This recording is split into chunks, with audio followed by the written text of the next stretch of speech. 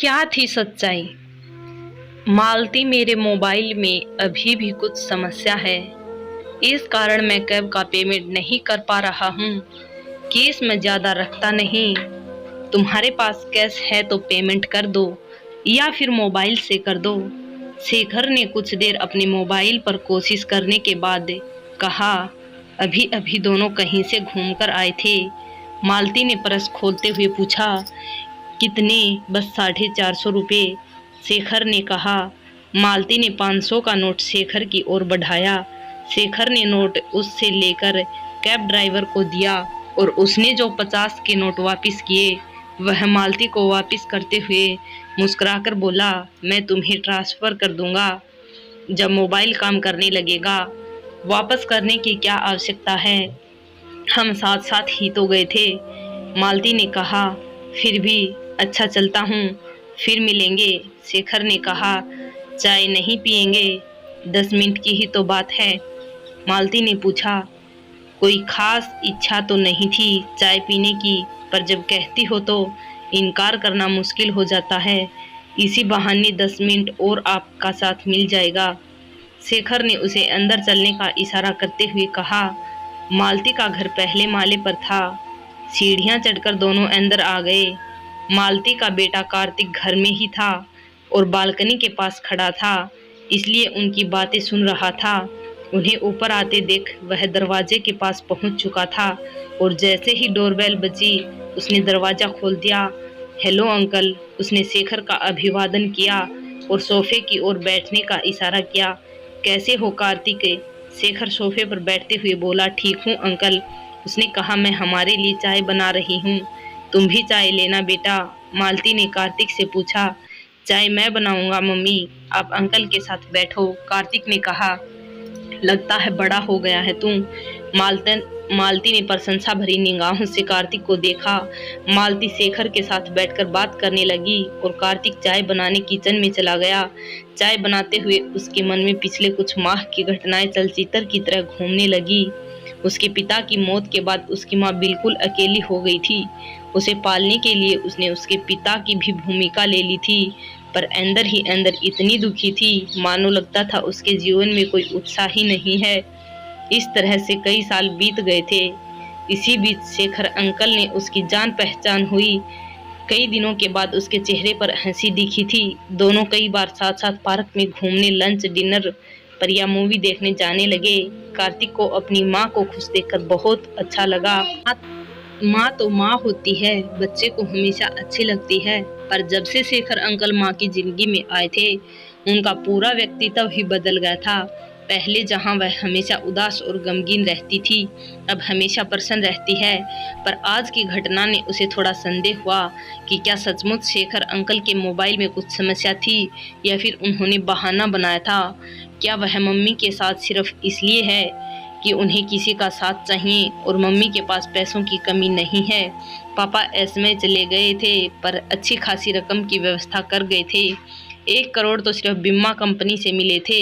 उसके अलावा PF, gratuity पापा के बैंक खाते से अच्छी खासी रकम थी।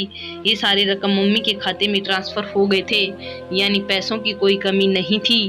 क्या इसी पैसे के लिए शेखर अंकल मम्मी के साथ हैं? सन की आवाज से उसकी तंद्रा भंग हुई। पानी गर्म हो चुका था। चाय पत्ती और चीनी डालकर वह फिर सोचने लगा कि कहीं ऐसा तो नहीं कि मम्मी अपने एकांत को दूर करने के चक्कर में शेखर अंकल के इरादों को समझ नहीं पा रही हो। इस तरह के कई ख्याल उसके मन में आते जाते रहे। उसने देखा मम्मी शेखर अंकल के साथ किसी विषय पर हंस हंस के बातें कर रही थी। शायद जो मूवी वे देखकर आए थे उसके किसी दृश्य पर चर्चा हो रही थी। ट्रे की ओर देखकर उसने कहा, रुको, मैं बिस्कुट और नमकीन भी लेती आती हूँ। कार्तिक वहीं बैठ गया। थोड़ी ही देर में मालती एक प्लेट में बिस्कुट लेकर आ गई और वहीं बैठ गई। चाय के साथ किसी किसी विषय पर चर्चा भी चलती रही। उसके बाद शेखर उठकर चले गए। मालती उन्हें विदा करने नीचे तक गई। जब वह वापस आई तो वह बोला, मम्मी, आपसे कुछ बात करनी है। मालती ठिठक गई। हाँ बोलो। आज कैब का किराया शेखर अंकल ने आपसे दिलवाया, यह कहकर कि उनका मोबाइल काम नहीं कर रहा। कहीं ऐसा तो नहीं कि वे सिर्फ आपके पैसों के लिए आपके साथ हैं? कार्तिक बोला, अच्छा तुम्हें मालूम है इस बात का? चलो खुशी हुई कि मेरा कोई गार्जियन है घर में, ताकि मैं गलत फैसला लूं तो मुझे रोक सके। मुस्कुराते हुए मालती ने कहा, मम्मी मैं मजाक नहीं कर रहा, सीरियसली बोल रहा हूँ। कार्तिक ने गंभीरतापूर्वक कहा, ऐसा नहीं है बेटा, अभी जाते समय उन्होंने ही कैब का भुगतान किया था, मूवी टिकट उन्होंने ही ली थी। हाँ, पॉपकॉर्न का भुगतान करते हुए उनके मोबाइल में कुछ समस्या आ गई थी, वहाँ उन्होंने कैश में पेमेंट किया था।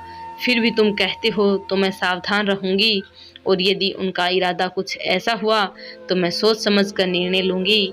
वैसे मैं भी कई बार खर्चे करती हूँ तो वे मना नहीं करते, और इसे मैं उनके लोभ के रूप में न देखकर उनका मेरे प्रति समानता के व्यवहार के रूप में देखती हूँ। वित्तीय रूप से भी वे ठीक ठाक लगते हैं। तुम्हारे पापा के जाने के बाद जैसे मैं अकेली हो गई हूँ, वैसे ही वे भी अकेले हैं किसी कारण से, और इस कारण हम दोनों एक दूसरे के करीब हैं। वैसे तुम भी उनसे मिलते रहो, ताकि यदि कोई संदेहास्पद बात है तो पता चल सके, और अगर ऐसा कुछ नहीं है तो हम दोनों साथ साथ समय व्यतीत करें। हम दोनों का एकाकीपन दूर होता है इससे। मालती ने अपना पक्ष रखा, सॉरी मम्मी अगर मैंने आपको दुख पहुंचाया हो, पर पता नहीं क्यों मुझे ऐसा लगा जब उन्होंने कैब के पैसों के लिए आपसे कहा। कार्तिक ने कहा, इसमें सॉरी जैसी कोई बात नहीं बेटा, मैं भी इस बात का ध्यान रखूंगी, और तुम भी उनके साथ थोड़ा समय बिताया करो जिससे असलियत का पता चल सके, मालती ने कहा, और कपड़े बदलने अंदर चली गई। कार्तिक को मम्मी की बात सही लगी, पर जो संदेह उसके मन में आ चुका था वह पूरी तरह समाप्त नहीं हुआ था। उसे मम्मी की यह सलाह अच्छी लगी कि वह भी शेखर अंकल के साथ थोड़ा समय बिताया करे, ताकि उनका असली स्वभाव समझ में आ सके। उसके बाद वह बीच बीच में शेखर अंकल के साथ समय बिताने लगा, यहाँ तक कि जब भी वे मालती को कहीं बाहर ले जाने के लिए आते तो कभी कभी कार्तिक भी साथ चलने का अनुरोध करता था, और वे खुशी खुशी उसे साथ भी ले जाते थे। कुछ ही महीने में स्थिति स्पष्ट हो गई। कार्तिक निश्चित हो गया कि शेखर अंकल उसकी मम्मी के साथ चाहते थे, न कि उसके बैंक बैलेंस का। उसके मन में शेखर अंकल के प्रति जो संदेह था वह छट चुका था।